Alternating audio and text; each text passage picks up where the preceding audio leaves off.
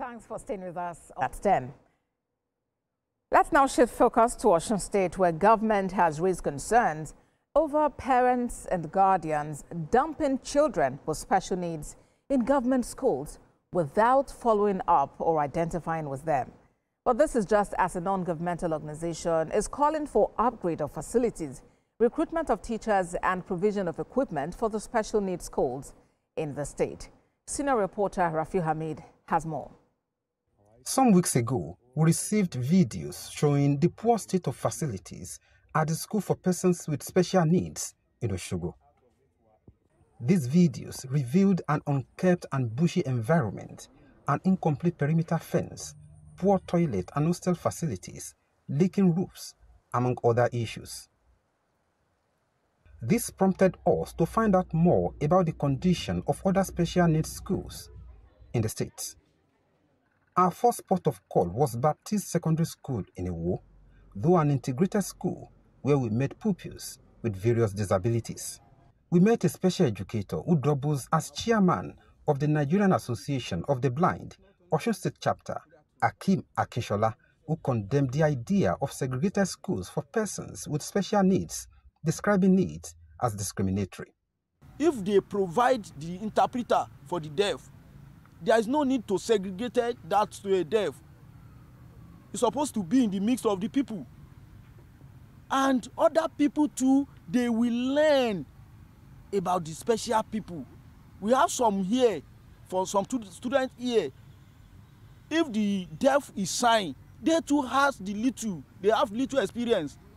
Based on our findings at Baptist Grammar School in Iwo, they need about 6 interpreters, but currently have 2.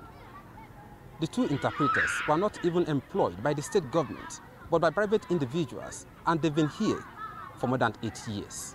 Also, we need braille machine. We need talking calculator.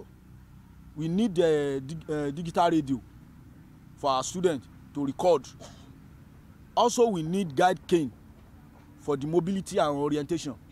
The challenges highlighted by Akim Akinshola were corroborated by Tumbosun Olabomi, team lead of One House Development Initiative, who has been working to improve the lives of these pupils across the states. They do not have enough facilities. There is no perimeter fencing. They do not have enough hostel rooms. In fact, as at the last time we checked, one of the classrooms had been converted into an hostel for them, and that also is jam-packed, which also implies that not every child with special needs that should be in school is in school. And on further inquiries, we found out that they could not let them come because there were no spaces. It laments that as little as 130 naira is allocated per meal for the pupils, describing it as inadequate. On their feeding, we found out that the amount of money that is being budgeted for their feeding doesn't seem to be enough. And we believe so strongly that PTA also has a play over there, because they try to see how they can actually put some input in the school to make sure that the school also runs smoothly. We then visited the school for persons with special needs in Osogbo, which has 345 pupils, out of which 285 live in boarding. There, we spoke with the headmistress, Riskat Kolawole, who also shared some of the challenges they face. For example, the hostel. The classroom was converted to the hostel, and most of the windows are break, mattress have been damaged too. Also with the iron bed that the pupils are using. She further lamented the poor attitude of parents and guardians towards their children. If you call them that we are going to have the holiday by this time, they will say that's why. When are you going to resume again? They use the school as a dumping ground, dumping area. They don't want people to identify these children with them. From there, we proceeded to the office of the chairman of the State Universal Basic Education Board, SUBEB, Ibukun Fadipe, to get his reaction.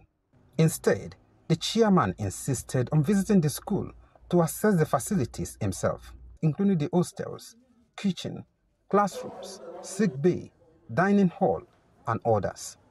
He immediately directed that the leaking roofs be replaced and requested a comprehensive list of the school's needs for prompt attention. The SUBEB chairman admitted that there is lack of enough teachers in the school, with a promise to employ more for the school and others in the state. By next week, we have got an approval from the governor, from Mr. Governor, to erect another fence for them here.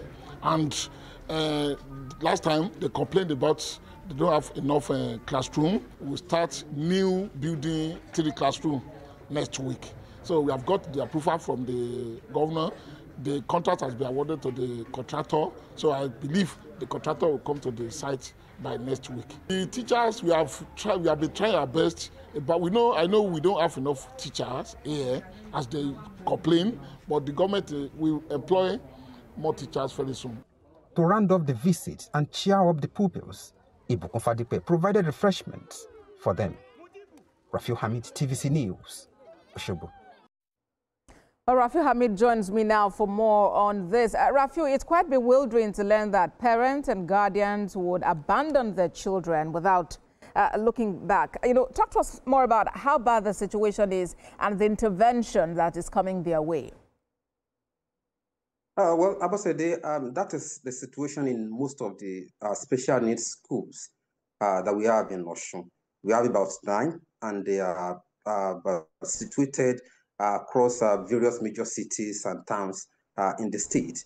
We've been hearing about the issue for quite some time before we now got to the school for the special needs in Osogbo.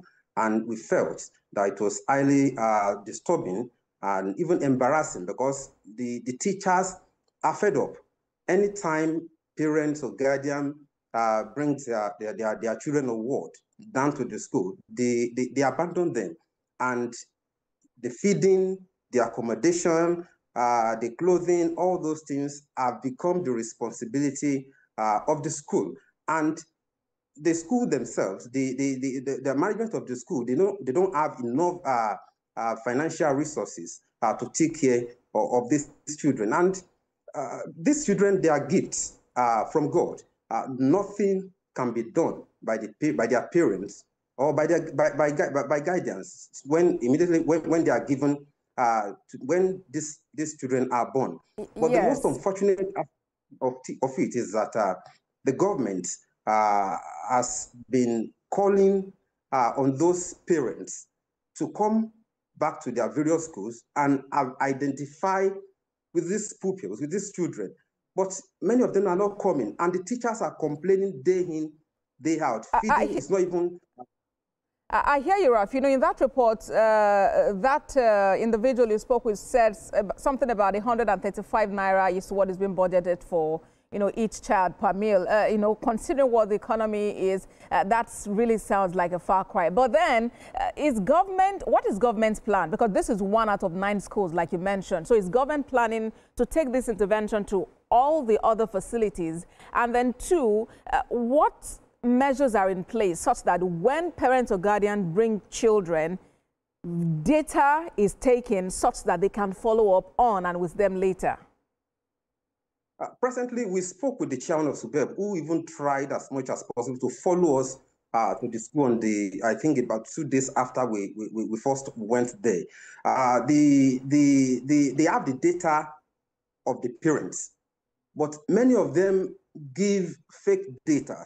So it will be difficult for the schools, for government to trace them after they might have dumped the pupils on the school. That's number 1. Secondly, all these schools are situated in various towns across we have in Iwo, we have in Elisha, we have in Ede, we have in Osogbo.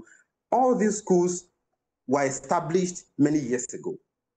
The condition of those schools cannot accommodate all these children, and that is the reason why these children, why the teachers are complaining that government must do something to ensure that they feed these pupils. Secondly, they don't have enough teachers that are even taking care of these children or of these pupils too. So, and the government is here to recruit teachers. As we speak, in the last 3 years, almost 3 years of this administration, they are here to recruit teachers. But the only thing they have done after we visited that place was that they've started the erection of perimeter fence. That's number 1.